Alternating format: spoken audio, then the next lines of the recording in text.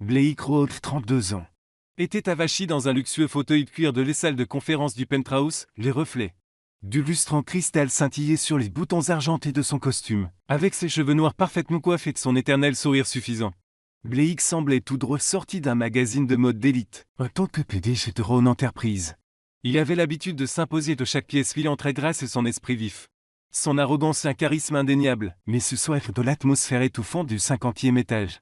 Ce n'était pas lui qui contrôlait les situations. Les 4 amis de Blake, vêtus de costumes sur mesure au col aussi rigide que leur personnalité, étaient réunis autour d'une table en acajou poli. Des cigares se consumaient dans des cendriers. Et des verres de whisky pétillaient à côté d'imposantes piles de jetons de poker. C'était leur rituel mensuel, une soirée pour se vanter. Je voulais voir qui pouvait surpasser les autres. L'énergie de ce soif cependant était plus électrique que d'habitude. À cause d'une idée ridicule de Lim. Un capital risque ayant un penchant pour pousser les choses trop loin. Brûle, messieurs.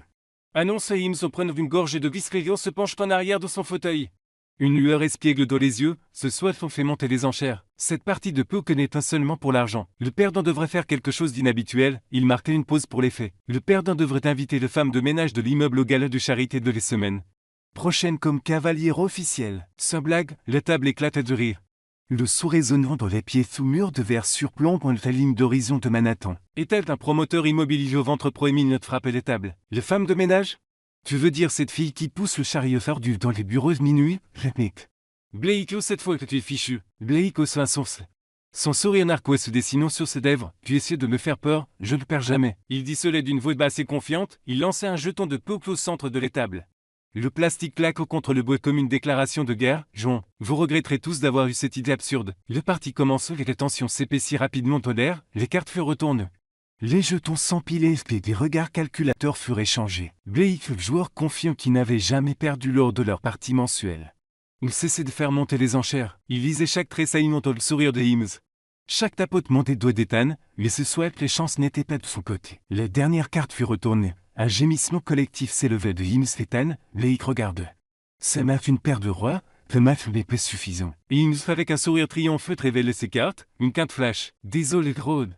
Dit Hims aussi retint un nouveau whisky. On dirait que tu vas devoir retrouver cette femme de ménage. Les rires explosèrent autour de la table. Ethan frappe même la table si fort que son verre se renversa. Bonne chance, fait Blake. Cria-t-il, n'oublie pas de prendre une photo quand elle se pointe au galet dans son uniforme de concierge. Blake serra les mâchoires. Garde une façade calme, mais le fureur bouillonnait à lui, perdre les parties était déjà assez grave. Mais invite une femme de ménage d'une femme qu'il n'avait même jamais remarquée. L'événement caritatif le plus prestigieux de l'année, c'était humiliant. Pour que Blake Rowan n'était pas du genre à reculer devant un défi. Aussi absurde soit-il, Prébir, dit-il en se levant en ajustant son col, je le ferai. Mais ne vous attendez pas à ce que j'apprécie. Il sortit une carte d'invitation d'un tiroir de bureau épais subordé de faite sur mesure pour les filles, avec son stylo Montbleu, il griffonnait une note négligente. Et la femme de ménage, soyez mes cavalières, Galtevard, ne me faites honte. Il glissait les cartes aucune enveloppe et scellée d'une pression sèche. On quittant les salles de conférence, le jetait dans les poubelles près de la porte. Marmonna-t-il une trace de sarcasme dans la voix, livre, les portes se refermaient derrière lui. Les rires de ses amis résonnent encore en arrière-fond. Blake entre dans l'ascenseur. Ignorant que son pari stupide venait de déclencher une histoire qui allait tout changer. Vous regardez des histoires d'un peu chaque récit, murmure l'amour. Les dérisions et l'espoir, dites-nous de quelle ville vous nous regardez. N'oubliez pas de vous abonner et de faire partie de notre voyage, maintenant. Restez avec nous, l'histoire ne fait que commencer. L'année ivre que Vincent poussait son chariot de nettoyage dans le couloir silencieux du 42e étage. Les faibles lumières fluorescentes jetaient une douce lueur sur le sol marbre. Il était presque minuit. Et ses écouteurs pulsaient britement entraînant de les salses d'une vieille playlist qu'elle avait écoutait des centaines de fois. La musique le ramenait son jupe et elle courait pieds nus dans les rues ensoleillées.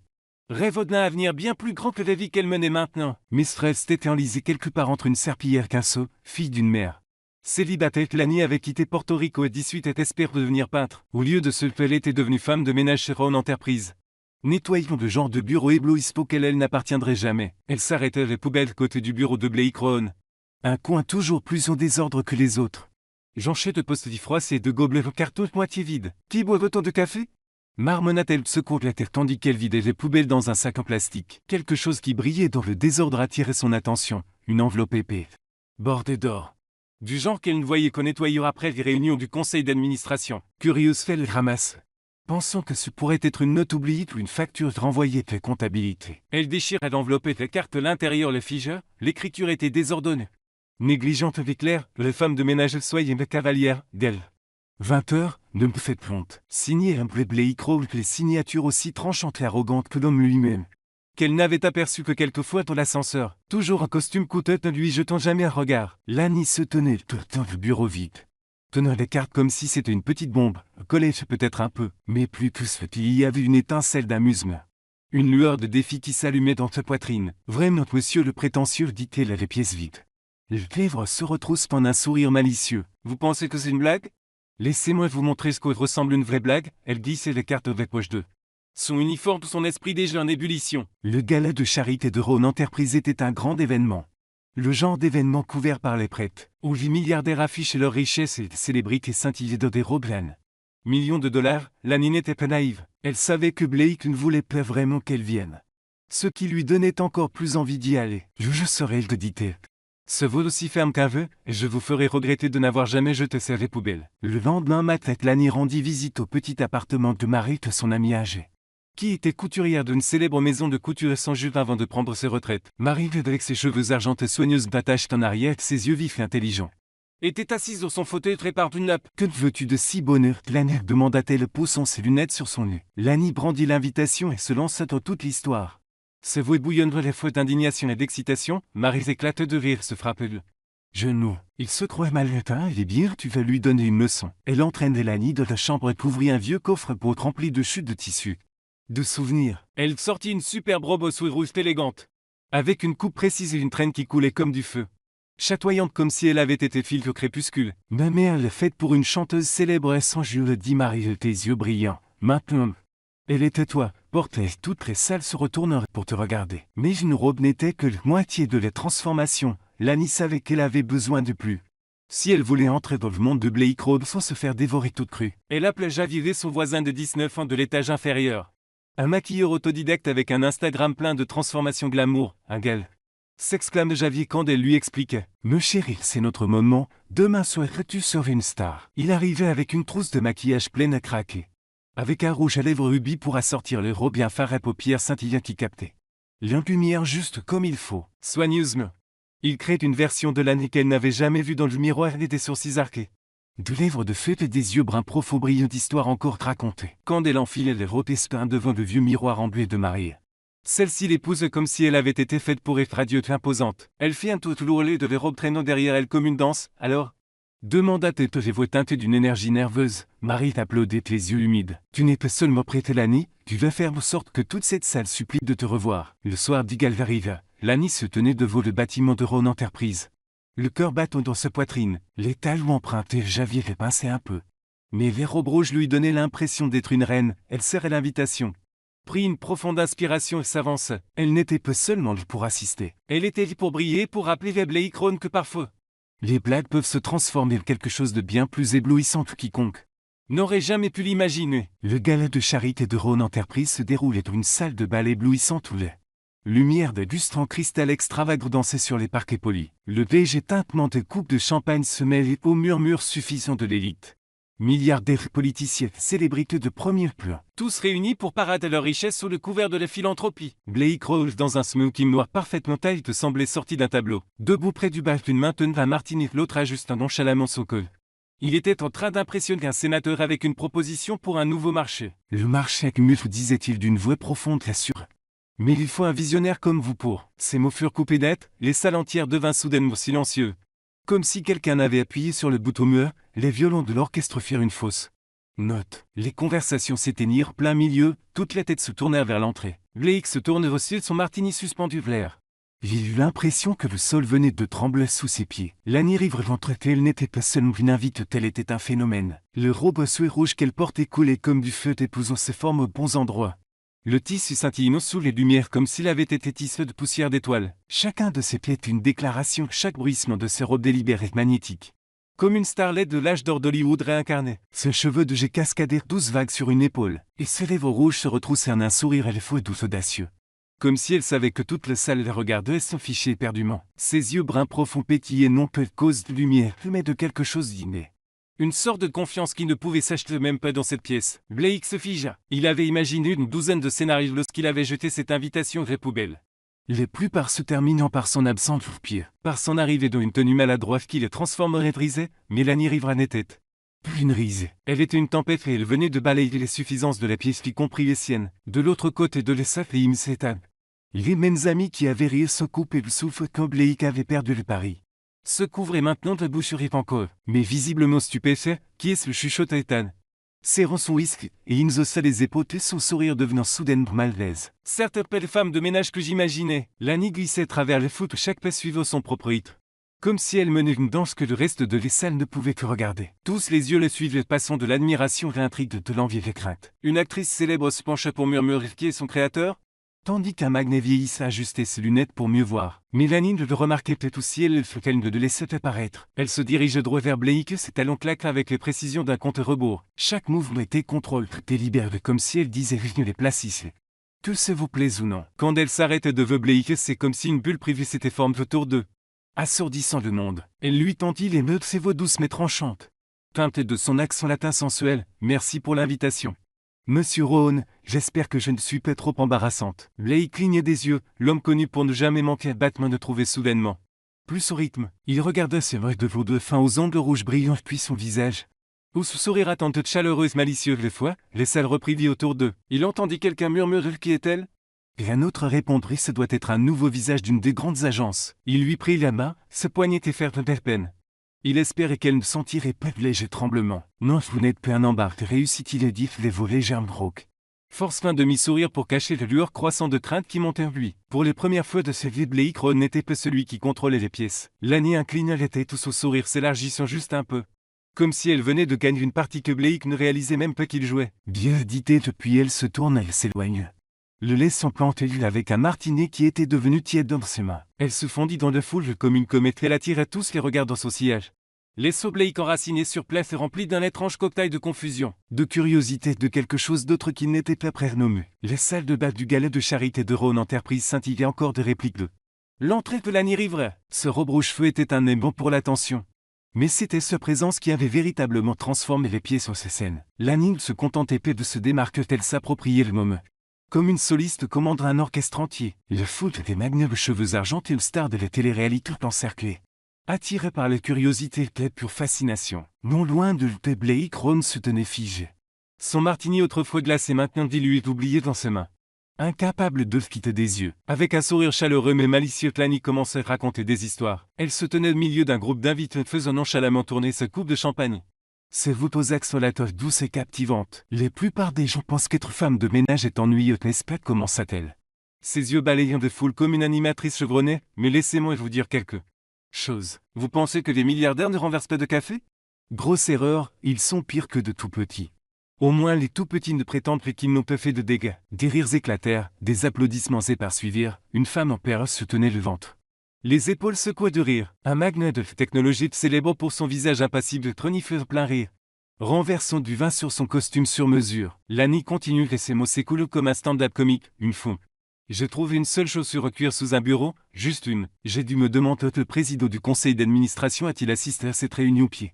Nous l'a-t-il enlevé ses chaussures pour libérer son esprit? La salle éclate de rire à nouveau, plus fort et plus chaleureusement. Ces histoires tirées de sa vie quotidienne à nettoyer les bureaux devinrent des sketchs intelligents et spirituels d'où personne ne pouvait détourner le regard. Elle ne se moquait de personne, ni ne dénigrait son travail, elle lui donnait simplement vie avec une magie que personne n'attendait. Blake observait de le partage entre l'irritation et l'admiration. Il avait assisté à des centaines de galdes, entendu des dizaines de discours soigneusement préparés.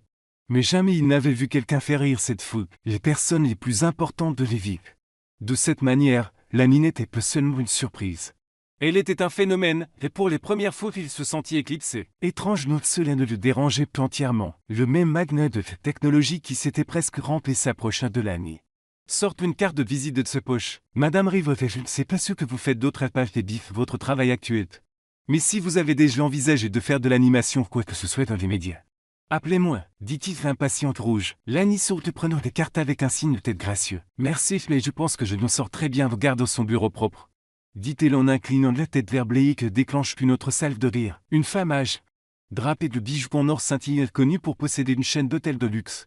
Se glisser dans le cercle. Madame Rivers, vous devez déjeuner avec moi la semaine prochaine. J'ai besoin de quelqu'un pour égayer les réunions du conseil. Lani Gloucet répondit par une boutade qui plongeait le groupe dans une autre vague de rire. Elle était une comète attire tout le monde de son orbite et Blake ne pouvait que rester. Tenant toujours son verre intact, le regardant illuminer une pièce qu'il avait l'habitude de commenter, puis soudain. Elle levait les yeux, croisait son regard, son sourire devint plus enjoué et taquin. Elle traversait les foules vers lui, ses talons claquent avec une autorité tranquille. Qu'est-ce qui ne va pas, monsieur Rhodes demanda Tétrevoux espiègle. Les yeux pétillants, jamais vu une femme de ménage raconter une blague avant? Blake clignait des yeux pris au dépourvu par son audace, il ouvrit les bouches. Cherchons une répartie pour reprendre le dessus, mais les plages fileries. À vrai dire, les rires froids sont retenus qui jaillit de quelque part au plus profond de lui. Un son qu'il n'avait pas fait depuis des années, peut-être depuis son enfance. Avant que Levin fasse de lui l'homme qui devait tout contrôler, le rire fit se retourner Lim. J'éteins les yeux écarquillés comme s'il voyait un fantôme. Vous êtes vraiment quelqu'un, Trivre, dit Blake, essayant de reprendre son calme. Bien que le sourire persista sur ses lèvres, je ne m'attendais pas de ça. Lani haussa la source et prit une gorgée de champagne. C'est comme de drôle, c'est comme d'un ne peut vous embarrasser comme vous le craignez. Elle lui fit un clin d'œil avant qu'il ne puisse répondre. Elle se retournait et se fondit à nouveau dans la foule. Elle le laissa planter, tout un homme habitué gagne chaque pied. Ne sachant plus comme qu'il venait d'en perdre une, pour les premières fois de sa vie. Blake Ron n'était pas la lumière les plus brillantes de les pièces pour les premières fois. Il ne voulait pas détourner les yeux de la femme qui lui avait volé cette lumière. Le bruit du galet de charité de Ron Enterprise s'estompe en un murmure lointain alors que Blake et Lani sortent sur le balcon. Tout le monde s'ouvrait sur une vue imprenable de Manhattan. Les gratte-ciel scintillaient comme une mer de lumière. Comme si toutes les villes se pavanaient sous le ciel nocturne. Une brise fraîche balayait l'air, transporte une légère odeur de sel du pot. Apaisant la chaleur et les tensions laissées dans les salles de bal, Lani s'arrêta près de les balustrades en marbre. Posant une main sur les pierres froides tout en soulevant l'ourlet de ses robes rouges flamboyantes avec l'autre pour bouche plus confortablement. Elle grimace et enlevait les talons que j'avais lui avait prêtés. Les posant avec un soupir de soulagement, jolies chaussures, dit-elle en se frottant les pieds. Sont teintes d'humour, mais après avoir passé la nuit debout de l'hôtel complètement Montmartre, elle s'assit sur un banc de pierre voisin, les jambes étendues, complètement à l'aise.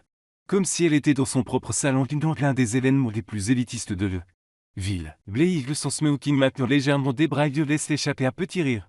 Un son calme sincère qui semblait des lieux du grand cœur qu'il avait laissé échapper dans la salle de bal. Il desserra ses cravates, déboutonna son col et s'adossait les balustrades. Les regardant avec un mélange de curiosité de quelque chose d'autre qui ne pouvait pas tout. Phénomène. Tu n'es comme personne que j'ai jamais rencontré, dit-il. Presque sans se rendre compte, la plupart des gens ici souffriraient toute la nuit en silence. Juste pour sauver les apparences. Lani haussa la source et ce sourire malicieux revenant, les apparences, monsieur Rowan. Je n'ai pas ce luxe, j'essaie juste de survivre la nuit sous une entorse à la cheville. Elle se penche en arrière et regarde les étoiles à peine visibles au-dessus de la lueur de la ville. D'ailleurs, si je tombe à cause de ces chaussures, qui veut nettoyer les dégâts? Certaines pas toi. Blake criait nouveau et plus fort cette fois. Réalisait qu'il avait plus ri ce soir que durant toute l'année écoulée. Il tirait un autre banc de pierre et s'assit face d'elle. L'image soigneusement entretenue du PDG s'effaçant. Tu n'es vraiment comme personne, dit-il et nouveau plus doucement maintenant. Comme s'il essayait de le comprendre. Ils restèrent assis dans un silence confortable pendant un moment. Avec seulement de faibles bourdonnements du trafic lointain remplissent l'espace entre eux. Puis Lani parle, ses voix basses mais sincères. Tu sais que je pensais que les gens comme toi et ceux qui brillent, qui sont toujours au centre de l'attention, ne devaient jamais ressentir de pression. Mais ce soir, tout te regarde. Je pense que peut-être que c'est épuisant de toujours devoir être le meilleur. De toujours devoir diriger. Blake clignait des yeux pris au dépourvu par son honnêteté. Il ouvrit les bouches. Prêche détourne ta conversation avec une blague. Mais quelque chose dans son regard ouvert et son jugement peu fit s'arrête. Peut-être, dit-il de ses voix plus basses maintenant, que je me suis juste habitué à tout garder sous contrôle. Mais parfois que je me demande pourquoi je le contrôle plus pour l'arche de pouvoir. Ou juste pour que personne ne voie à quel point j'y suis seul. Lani ne répondit pas tout de suite. Mais le regard qu'elle lui lança fut toute l'invitation dont il avait besoin pour continuer.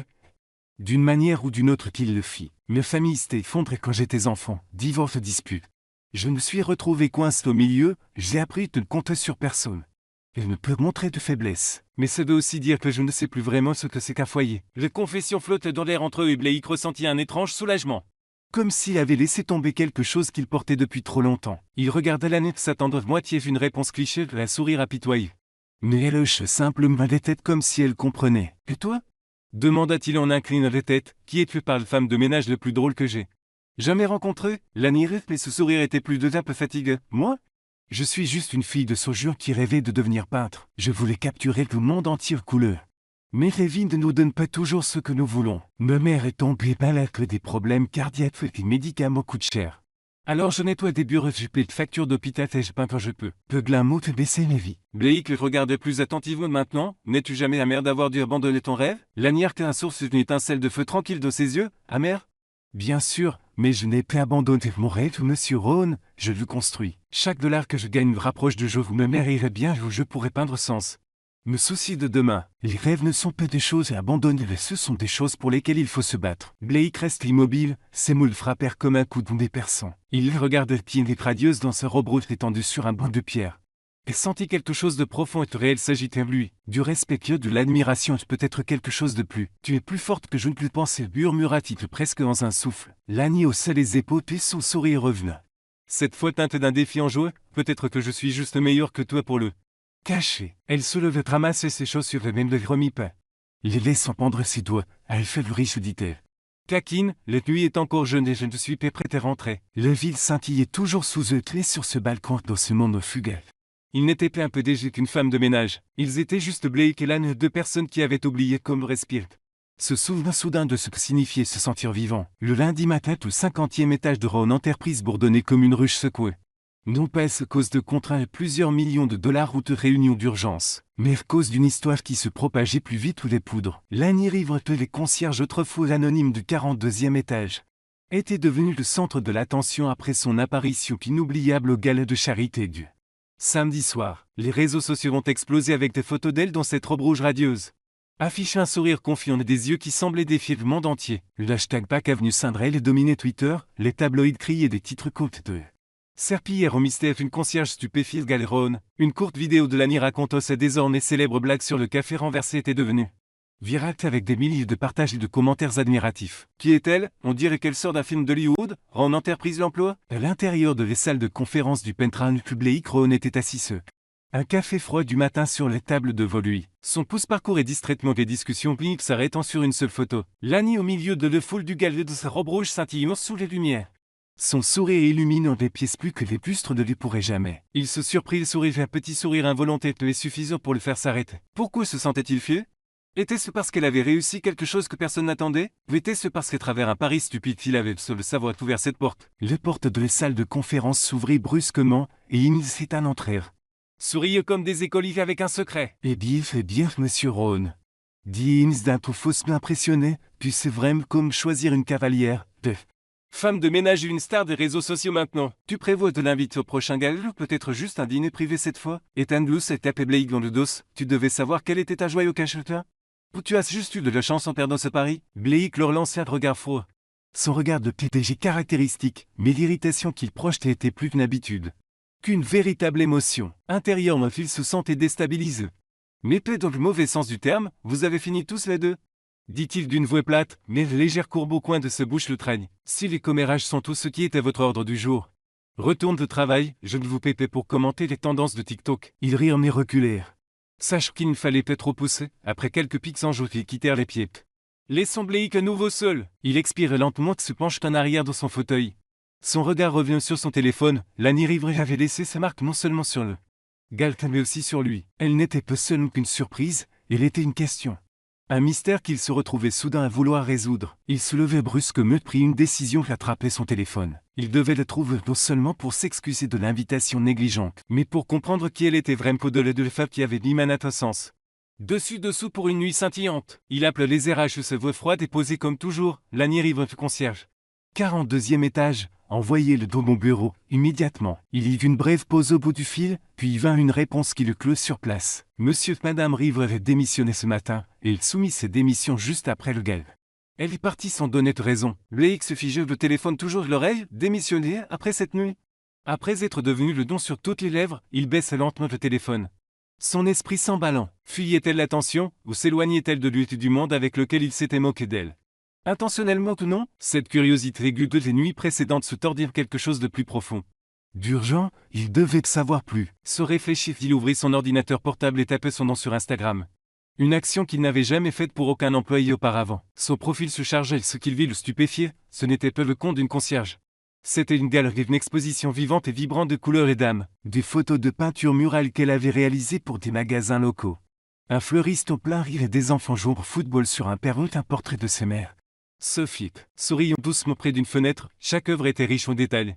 Chaque coup de pinceau chantait l'émotion. Une photo attirait son attention, Lani debout devant un mur partiellement peint. Des traînées de couleurs sur son île, ses boucles attachées rayonnantes comme le soleil lui-même. Les légendes disaient simplement que les peintures me rappellent que la vie est toujours belle. Peu importe à quel point elle est dure. Blake fixe l'image, réalisa qu'il ne le connaissait pas du tout. Pas je vrai, pas l'artiste. Pas les filles, pas les combattantes, pas Lani riveraie. Il ferme l'ordinateur portable. Attrape son manteau et sortit de la salle de conférence en ignorant le regard éberlué de son assistante. Il se fichait de réunion, pas maintenant. Il devait le trouver, que seulement pour dire je suis désolé, mais parce que quelque chose en est. Quelque chose qu'il ne pouvait nommer. Semblait plus important que tout ce qu'il avait jamais essayé de contrôler. Suivez-vous toujours l'histoire? Si cette histoire vous est trouvée en dehors d'histoire d'être, nous vous invitons à la maison. Chaque conte commence avec le véritable espoir et le cœur. 2 semaines plus tard, un mercredi après-midi. Blake Rowan sortit du bâtiment de Rowan Enterprise. Son esprit toujours enchevêtré après des jours d'essai, devait d'oublier Lani riveraie. Il avait supposé que quelques jours suffiraient pour passer outre une concierge. Mais 2 semaines s'étaient écoulées et qu'elle persistait dans ses pensées. Il se surprenait à penser avec le curieux sourire. Il mémorisait doucement le souvenir de ses blagues au gala. Dernièrement, il se retrouvait à consulter son Instagram plus souvent qu'il ne voulait l'admettre. Elle avait posté quelques nouvelles peintures, pour les premières fois de sa vie. Blake se sentait impuissant face à quelque chose que son esprit ne pouvait contrôler. Elle, au lieu de glisser dans sa Mercedes qu'il attendait, il décidait de marcher. Espère que l'air frais de Manhattan apaiserait son agitation. Les rues devant son bureau étaient animées par le calme habituel des vendeurs criants. De kiosques à journaux remplis de gros titres. Des artistes de rue exposent leur travail le long du trottoir. Normalement, Blake passait devant ces scènes sous les remarques attenues aujourd'hui. Quelque chose lui fit s'arrêter. Une petite peinture posée sur un chevalet nouveau de fortune parmi des rangées de toiles colorées attirait son attention. Elle représentait un homme de costume sur mesure debout sauté devant un gratte-ciel scintillant. Les fenêtres reflétaient la lumière de la ville sur son visage, mais ses traits étaient flous. Comme voilés par une tristesse sans nom, les palettes des bleus glaciales mêlées à des traînées chaudes d'ambre remuaient quelque chose de profond. Oblique, comme si les peintures racontaient silencieusement son histoire. Il s'approcha et se dans le coin inférieur droit écrite et l'encre noire fine. Se trouvait une petite signature L, R. Le cœur de Blake se mit à battre le chamade. Lani riveraie, ça ne pouvait être personne d'autre. Il se tournait vers le vendeur, un vieil homme coiffé d'un bonnet limeux. Affalé sur un tabouret derrière une petite table pliante feuilletant un journal. Celle-ci, dit Blake en montrant la peinture. Qui le peinte? Le vieil homme levait les yeux. Plissant les yeux vers Blake comme s'il décidait s'il méritait une réponse. Une fille du quartier. Dit-il d'une voix rauque, elle me vend des peintures parfois talentueuses, mais n'aime pas l'attention. Blake hocha la tête essayant de rester calme malgré les tempêtes au luge. Je l'achète. Combien? L'homme nomma un prix modeste et Blake lui donna le double sans hésiter. Le vendeur au san. Sourcil mais ne dirait emballe soigneusement les peintures dans du papier brun et lui tendant. Blake tenait le paquet comme s'il s'agissait de quelque chose de fragile. Comme s'il contenait un morceau de Lani elle-même, il ne pouvait pas le laisser s'échapper. Nouveau. Où est-elle? Demanda-t-il avec urgence dans sa voix de surprendre lui-même. Le fille qui a peint ça? Le vieil homme haussa les épaules, et après elle regarde dans les yeux de Blake. Il griffonna quelque chose sur un bout de papier déchiré. Broncle, dit-il. N'elle peut l'embêter si vos intentions ne sont pas bonnes. Blake fit un signe de tête solennel, glissa l'adresse de la poche de son manteau et s'éloigna. La peinture serrait contre lui comme un trésor. L'adresse le menait dans un quartier plus rude du Bronx, un quartier de vieux bâtiments en briques. 2 lignes électriques affaissées, l'odeur du pain grillé mais le rire des enfants qui jouent. Dans son manteau Armand, Blake semblait complètement déplacé. Comme quelqu'un tombé d'une autre planète. Il trouva l'immeuble 4 étages, pas d'ascenseur, les escaliers qui grinçaient sous chaque pas. L'appartement de Lani était au 3e étage alors qu'il se tenait à ses portes. Son rythme cardiaque s'accélérait non pas à cause des escaliers, mais il pensait de le revoir. Il frappa, les portes s'ouvrirent sur une petite femme aux cheveux argentés. Coiffée d'un chignon serré, ses yeux bruns vifs si semblables à ceux de Lani. Portez le poids de la maladie des années. C'est prise sur le cadre de la porte était ferme. Qui êtes-vous? Demanda-t-elle d'une voix sèche et méfiante. Blake Rowe, répondit-il en gardant un ton calme. J'aimerais voir Lani. Sophie l'étudiait. Les suspicions évidentes sur chaque ligne de son visage, il pouvait presque l'entendre se demander s'il fallait claquer les portes ou non. Elle peint une fresque quelques pâtés de maison d'ici, dit-elle finalement d'une voix sèche. Dans une épicerie du coin, puis avec un regard qui aurait pu trancher le marbre. Elle ajouta que les choses soient claires, jeune homme. Si vous êtes ici pour jouer avec mes filles, vous le regretterez. Blake déglutit. Ce n'est pas le fait, dit-il, je veux juste lui parler. Elle le fixa un autre instant. Puis soupira et lui tendit une note manuscrite avec l'adresse du magasin. Allez-y, dit-elle. Rappelez-vous, elle n'a pas besoin de promesses en l'air. Blake hocha la tête et murmura un merci, retourna dans les rues poussiéreuses du Bronx. Les peintures emballaient toujours serrées contre sa poitrine. Il ne savait pas exactement ce qu'il dirait, la voyait. Mais il savait ceci qu'elle avait peint sa solitude avant même qu'il ne prononçait un mot. Elle vivait une vie qu'il commençait à peine à comprendre. Gilles ne partirait peu avant de l'avoir revue. Blake se tenait à nouveau devant la porte du petit appartement du Bronx, serrant toujours le paquet de papier brun qui contenait la peinture de Lani. Il était sur le point de frapper quand la porte s'ouvrait très vers Sophie. La mère de Lani, ses yeux le scrutaient toujours vifs mais moins sévères qu'auparavant. Toujours l'air, demanda-t-elle. Les mains sur les hanches, je vous ai dit qu'elle était à l'épicerie, pourquoi n'êtes-vous plus en train de la chercher? Blake hésitait, ce qui lui arrivait rarement. J'ai pensé que je devais d'abord vous parler, dit-il. Sa voix légèrement incertaine, je ne voulais pas m'imposer. Je voulais juste parler à Lani. Et j'ai apporté ça. Il souleva les peintures emballées comme s'il s'agissait d'une sorte de passeport. Les yeux de Sophie se posèrent sur le paquet. Puis revinrent sur son visage, ses soupçons s'adoucirent légèrement, remplacés par une lueur de curiosité amusée. Un garçon riche qui achète les peintures de mes filles, dit-elle avec une trace d'humour sec. Très bien.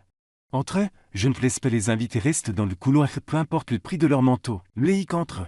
Immédiatement enveloppé d'une chaleur qui n'avait rien à voir avec la température, l'appartement était petit mais vivant, chaque centimètre carré rempli de personnalité. Le salon contenait à peine un vieux canapé, une table, un poêle, une bibliothèque remplie de livres de poche et de photos de famille.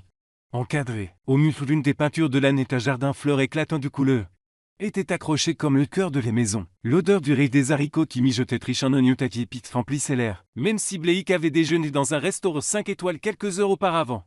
Son estomac gargouillait doucement. Asseyez-vous, ordonnait Sophie. Désigne une chaise en point près de la table, mange. Je prépare un arroz qu'on habitue. Lani devrait être à la maison d'une minute à l'autre. Vous restez dîner? Quand vous êtes juste là pour serrer cette peinture comme si c'était une action en bourse. Blake clignait des yeux. Peu habitué de ce qu'on lui parle avec une telle autorité désinvolte, un tel humour. Oui, j'aimerais rester, répondit-il, posant doucement la peinture sur la table et s'asseyant sur la chaise, pendant un instant. Il se sentit comme un élève appelé au tableau. Il regardait autour de lui. Il n'y avait rien ici qui ressemblait à son monte de Vérone. Christelle avait plusieurs millions de dollars, même pas de climatisation centrale. Mais il y avait quelque chose que son penthouse n'avait jamais, la chaleur d'un vrai foyer. Le porte s'ouvrait, Lani entre des taches de peinture sur sa chemise, ses boucles attaches. Un sac de produits frais à les mains. Elle s'arrête, le voyait. Les yeux s'écarquillent brièvement avant de se transformer en un demi-sourire narquois. Tiens. Rose, dit-elle, posant le sac sur le comptoir. Je ne m'attendais pas à vous voir ici, je pensais que vous n'apparaissiez que sur les tapis. Rouge, qu'est-ce qui vous amène jusqu'au Bronx? Blake commença à répondre, mais Sophie le devance. Se voix flottant depuis la cuisine, de le taquine peu. Lani, il va acheter tes peintures et je l'ai invité à dîner. Maintenant, tu vas de la vérima. C'est presque prêt. Lani haussa un sourcil. Jetant un coup d'œil au paquet de papier brun, vous avez vraiment acheté une de mes peintures? Où est-ce que ça fait partie d'un autre pari? Pas de pari, dit Blake rapidement. Son ton plus sincère qu'il ne l'avait prévu, je l'ai vu dans la rue, il me parlait, je voulais te voir parler du galerie m'excuser. Elle l'étudiait un instant l'expression indéchiffrable, puis sans un mot. Elle fit un petit signe de tête et se glissa dans la cuisine pour aider sa mère. Blake restait assis, se sentant étrangement bienvenu. Comme un cousin éloigné qui serait enfin rentré à la maison après des années d'absence, bien peu léger. Juste un homme, le dîner fut servi sur la petite table en bois, du riz portoricain et des haricots. Du poulet trago avec des légumes et des bananes plantains frites dorées. Peu de serviettes fantaisistes, pas de couverts en argent. Juste des assiettes en porcelaine simples et son du rire de Sophie racontant des histoires sur Lani enfant. Comme le fouet qu'elle avait dessiné sur tous les murs avec des crayons de cire, elle était punie. Pendant une semaine, dit Sophie, les yeux pétillants. Mais j'ai su qu'elle serait une artiste dès que j'ai vu ses soleils tordus de ses arbres en bâton. Blake, bien que peu familier avec des repas comme celui-ci, mangea avec un réel plaisir, réalisait ce grande surprise que ce simple plat de riz.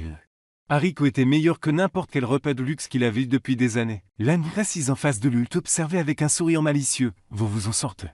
Monsieur Ron, taquina-t-elle. Pâte de verre, Christelle de pied de caviar. Juste les mères qui racontent des histoires embarrassantes et déglucides. Blake. D'un rire chaleureux, se retenu qui fit même glousser Sophie depuis la cuisine. Je vais bien, dit-il, et il pensait. Je ne me souviens pas de la dernière fois que j'ai un dîner comme celui-ci. Pas de pression. Pas de faux sembleurs, juste des gens. Lani incline légèrement la tête. Son regard s'adoucissant, c'était les premières fois qu'elle regardait ce sarcasme ni suspicion. Comme si elle voyait quelqu'un de nouveau, dit-elle. Vous n'êtes que si mal sans le smoking, elle se tournait vers ses mères, ajouta, ne le laissez pas. Mangez toutes les bananes plantains, j'en gardais pour le petit déjeuner. Le dîner se déroule facilement, rempli d'histoires sur son jeu, sur l'enfance de l'année. Sur la façon dont Sophie avait élevé ses filles seules tout en cumulant 2 emplois. Blake ne ressentit peu une seule fois le besoin de parler d'affaires, de bénéfices trimestriels ou de parts de marché, pour les premières fois depuis des années.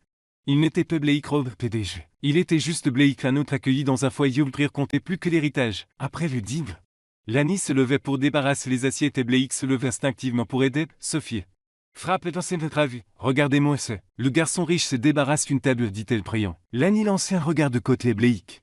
Mais cette fois son sourire n'avait plus rien de mordant, il était chaleureux. Peut-être même plein d'espoir, comme si elle commençait à croire qu'il n'était pas venu ici juste pour une blague ou une séance photo, comme si elle commençait à croire qu'il pouvait vraiment s'intéresser à elle. Dans les semaines qui suivirent ce dîner dans l'appartement de Lane, Blake Rowe se sentit comme un homme partagé entre deux mondes. Lane était celui qu'il avait toujours connu des salles de conseil élégantes des penthouses, des gals scintillants empreints d'ambition et des sourires à millions de dollars cachant des poignards derrière des coupes de champagne. L'autre était le monde de Lane modeste honnête. Une assiette de riz d'haricots portoricains de son du rire de Sophie pouvait faire taire la pression de diriger Ron Enterprise. Il commençait à désirer son authenticité. La façon dont Lani n'essayait pas de l'impressionner, ne se souciait pas de ses richesses ou de son statut. Cela plus que toute autre chose lui donnait envie d'être près d'elle. Malgré son emploi du tout chargé réunion à tapette, voyage d'affaires, Blake commence à trouver des excuses pour passer par le Bronx, parfois. C'était pour voir de nouvelles peintures, d'autres fois c'était purement fortuit. Comme ce qu'il se présentait avec des pâtisseries de la boulangerie préférée de Sophia. Il se surprenait le sourire dans le miroir en choisissant une simple chemise moins pédée. Plus un type ordinaire. Qu'est-ce que je suis en train de faire, marmonnait-il en ajustant son col. Déconcerté par sa propre nervosité, Lani ne lui laissait jamais de répit, encore père de Monsieur Rowe le taquinait. Les yeux dansent alors qu'il apparaissait devant l'épicerie du coin qu'elle peignait une fresque. Mais il y avait quelque chose de plus doux dans ce voix maintenant, cette taquinerie persistait. Comme une brise et son sourire s'étirait juste un peu plus longtemps qu'avant. Ils commencèrent à passer plus de temps ensemble. Certains jours, il s'asseyait à côté d'elle pendant qu'elle peignait. Le laisse lui apprendre à mélanger les couleurs tandis qu'elle riait quand il s'étalait de peinture sur le visage. D'autres soirs, il partageait le dîner avec Sophia.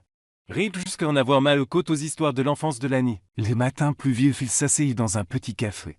Sirote un café faute regardant les pluies brouiller les villes extérieures. Il parlait de choses ordinaires, de des sensations du vent de l'océan sur les peaux.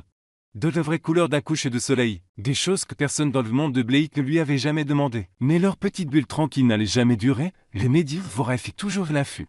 Flairèrent les pistes, seul commença par des murmures. L'apparition de la Nivgal les peintures que Blake avait achetées.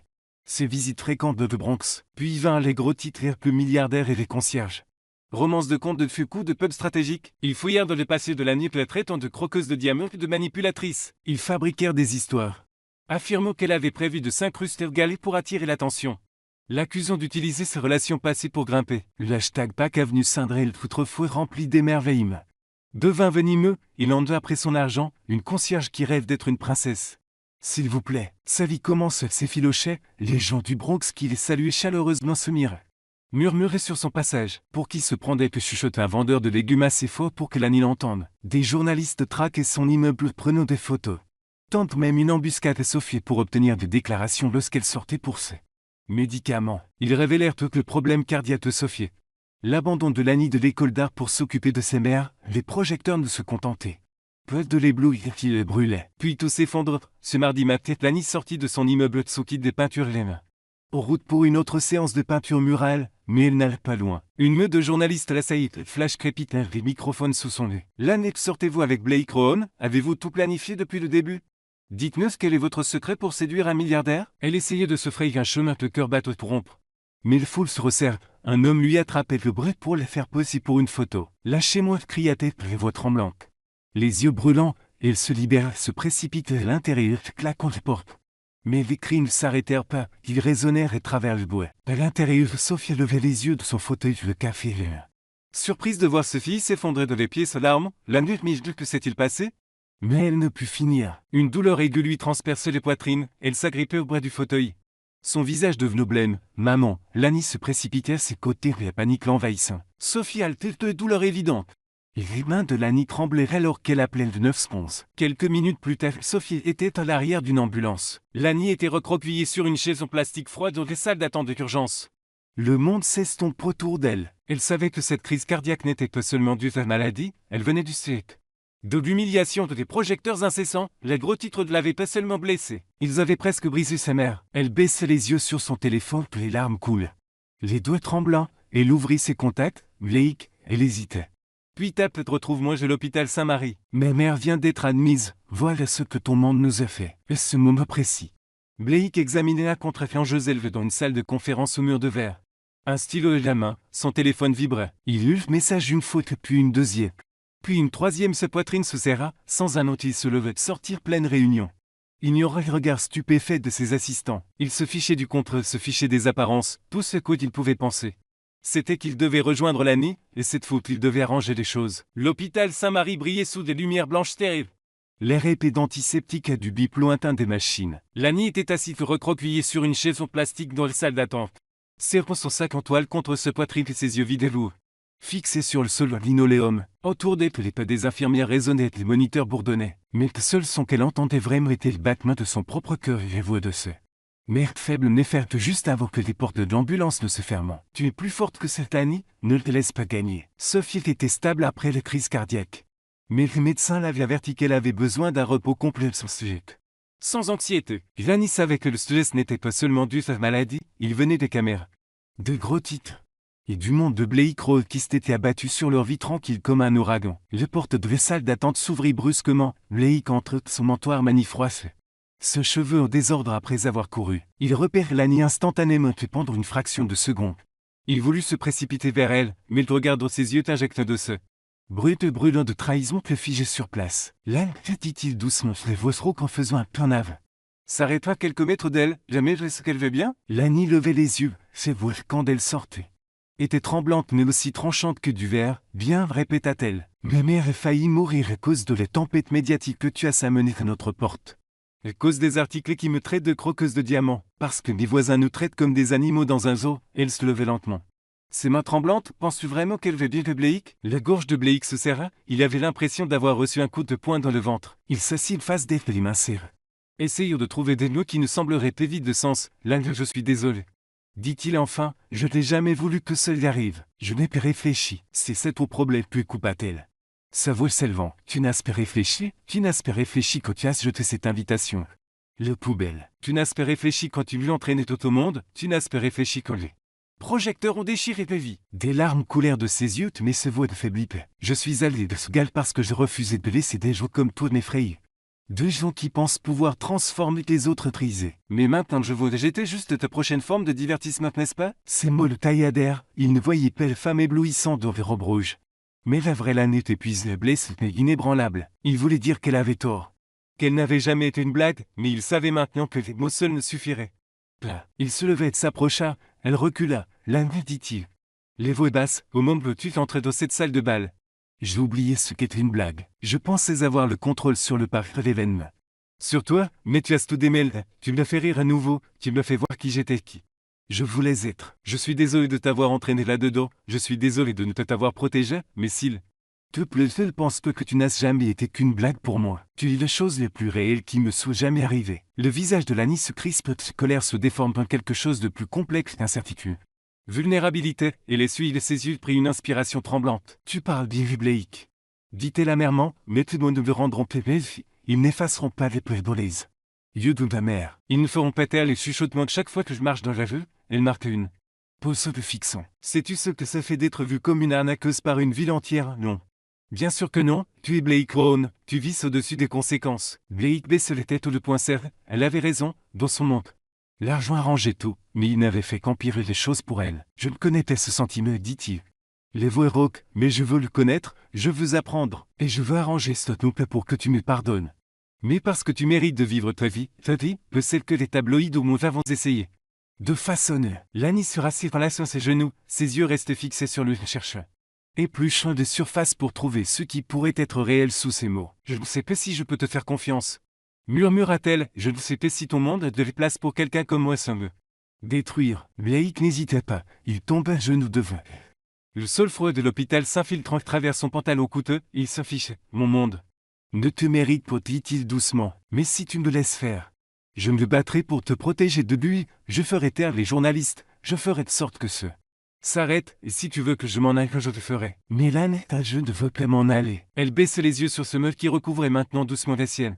Puis sur son visage, pour les premières fois qu'elle ne vit pas le PDG intouchable, elle vit Blake, un homme défait jeune non peu pour gagner. Mais pour mériter, ses yeux brillèrent à nouveau et cette fois avec quelque chose de plus doux. L'espoir, le peuple, le début de la confiance. Tu jures que ce n'est pas notre jeu, le mandat est des voix brisées, parce que si son péta. Blake, et je jure que je ne te le pardonnerai jamais. Il sert à se me faire m'étendre, ce n'est pas un jeu, je te jure, tu n'es pas une blague. Lani, tu es tout ce dont je ne savais pas que j'avais besoin. Lani ne se retirait pas. Mais elle ne parlait pas pendant un long moment, son regard errait de leurs mains et son visage. Comme si elle cherchait tes fissures dans un masque. J'ai besoin de toi, dit-elle enfin doucement mais fermement, et j'ai besoin que tu le prouves. Prêt avec des buts, avec des actes. Blake hocha la tête et se voit à peine plus qu'un souffle, je le ferai. Peu importe le temps que ça prendra. Elle se levait et pousse dans son île, se posture toujours là. Mais plus brise, et il regarda une dernière fois. Puis se tourna vers la chambre d'hôpital de sa mère. Blake reste debout dans le couloir. Seul mais peu sans espoir, il savait que c'était le début de son combat le plus difficile, pleine. Pour la conquérir mais pour gagner sa confiance. Peu pour les séduire mais pour être digne de son amour. Vous regardez Histoire d'être une exclusivité de notre chaîne, si vous êtes toujours avec nous.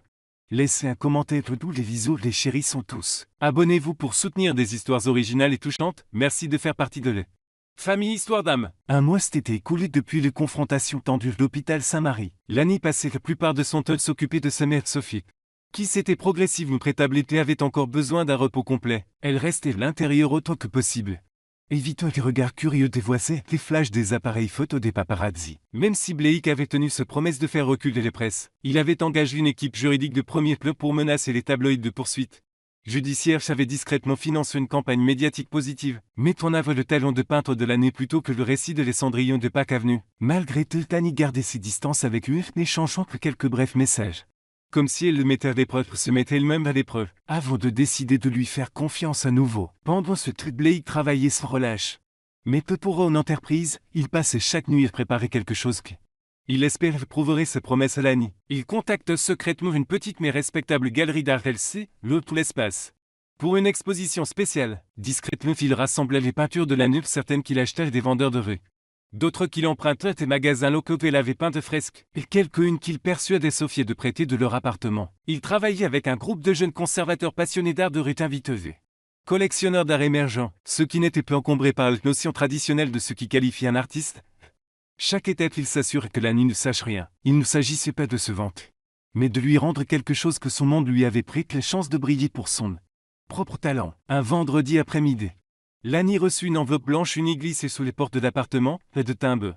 Près d'adresse seulement son nom manuscrit et l'encre noire. À l'intérieur, son cœur manquait un battement lorsqu'elle trouvait 2 billets papier crème imprimés d'élégantes lettres d'or d'exposition dans une pièce en fenêtre 19 et galerie 23. Elle-ci, avec ceux une petite note écrite de l'écriture familière de Blake et pas une blague, vient briller. Lani tenait le billet, ses yeux aussi entre le doute et la curiosité. Elle pensait le jeter comme Blake avait autrefois jeté ta carte d'invitation à la poubelle.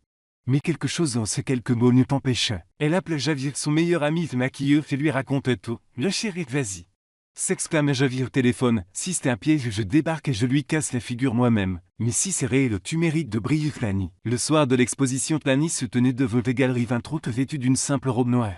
Peu aussi glamour que les robes rouges du galve, mais toujours élégante et fière. Sophie, encore fragile, insiste pour l'accompagner, serrant la main de ses filles avec un sourire fier. S'il fait une bêtise, je m'occupe de lui l'éditer. Faisant rire Lani pour les premières fois depuis des semaines. Quand elles entrèrent dans la galerie, Lani se figea. L'espace était doucement éclairé par des lumières dorées chaudes. Et sur les murs se trouvaient ses peintures, plus de 20 d'entre elles. Des fresques vibrantes du quartier du Bronx aux petits portraits comme celui de Sophie souriant. Près de deux fenêtres, une grande peinture, les pièces maîtresses de l'exposition lui coupe le souffle. Une pièce aux fenêtres, jusqu'à ce que tu entres. Une œuvre qu'elle avait peinte après le galet représente un homme au costume.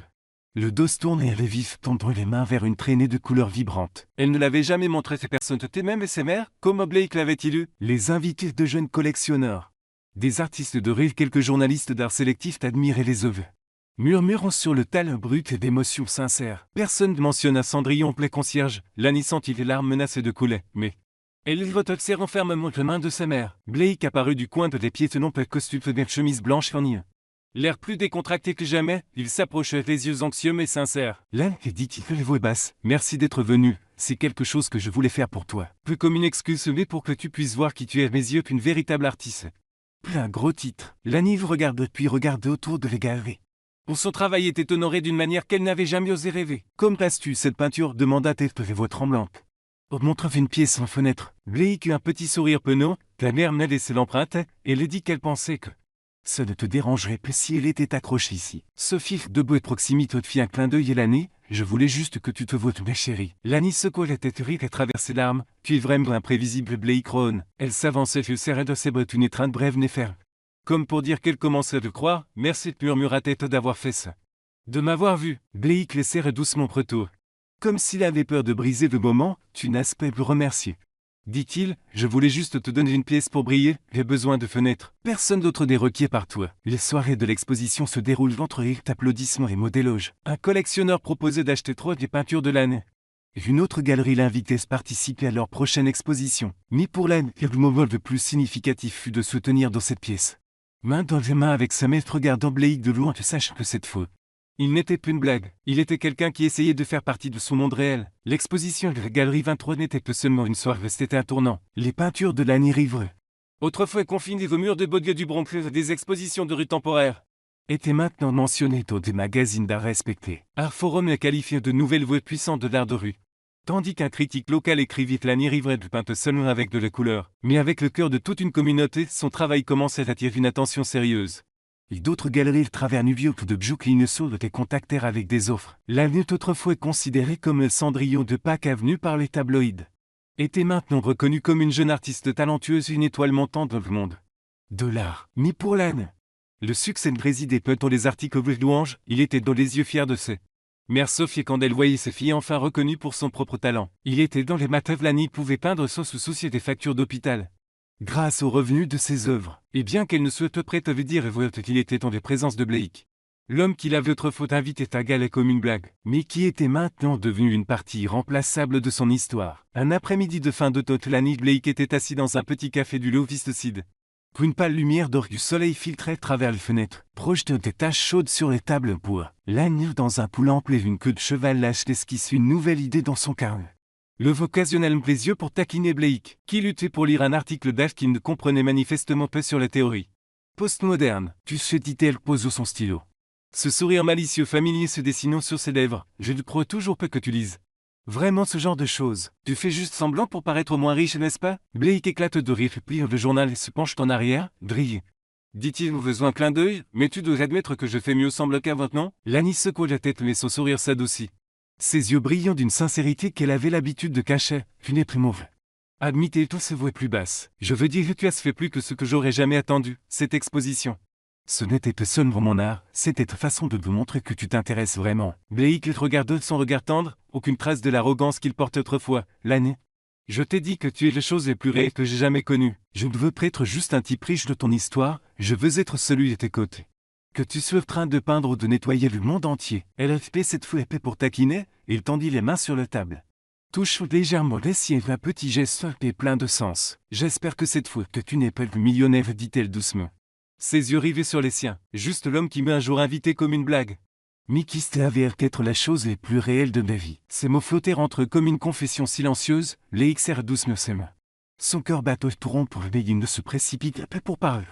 Craignant de briser le moment, il se contenta de sourire d'un sourire sincère sans retenue. Le crépuscule s'installe autour d'eux.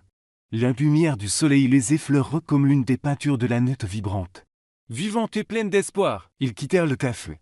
Entrant dans l'agitation de New York main dans ta main, Lani portait son carnet de croquis. Et Blake portait un sentiment qu'il n'avait jamais connu auparavant. Le sentiment d'appartenir non pas à un lieu d'un titre, mais d'une personne. Elle était apparue une fois de plus non pas d'une robe rouge sous les lumières d'un gala. Mais dans ce vrai vie, et cette fois qu'elle était restée.